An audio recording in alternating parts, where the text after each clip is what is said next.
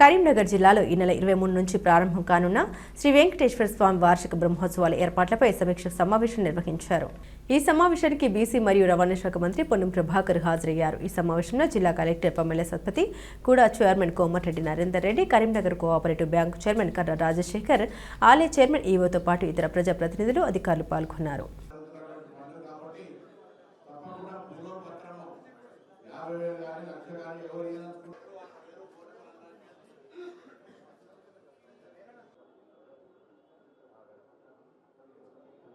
పోయిన సంవత్సరం ఏ విధంగా జరిగింది దానికన్నా ఈసారి ఘనంగా జరపాలన్నది ఉద్దేశంతో డొనేషన్స్ కూడా రిక్వెస్ట్ చేయడం జరిగింది.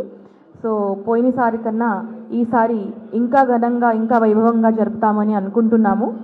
దీంతో పాటు ఏసీపీ గారు చెప్పినట్టు శాంతి భద్రతతో పాటు ఇంకా ఇతర సౌకర్యాలు కానీ ఏర్పాట్లు కానీ మనకి పరిశుభ్రత పరంగా ఉండొచ్చు, ఎలక్ట్రిసిటీ, డ్రింకింగ్ వాటర్, ఏదైనా హ్యూమన్ రిసోర్స్ పరంగా ఏదైనా ఉంటే మనము జిల్లా యంత్రంగా చేయడానికి సిద్ధంగా ఉన్నాము. ఆ దైవ సంకల్పంతో మీకు ఇవ్వగలిగే విధంగా ఆ భగవంతుడు మిమ్మల్ని ఆశీర్వదిస్తూ ఉన్నారు. ఇచ్చిన దాంట్లో కొంత దైవిక కార్యక్రమం కొరకు చేస్తూ ఉన్నారు. అందరికీ కూడా ఈ సందర్భంగా మరొకసారి ధన్యవాదాలు.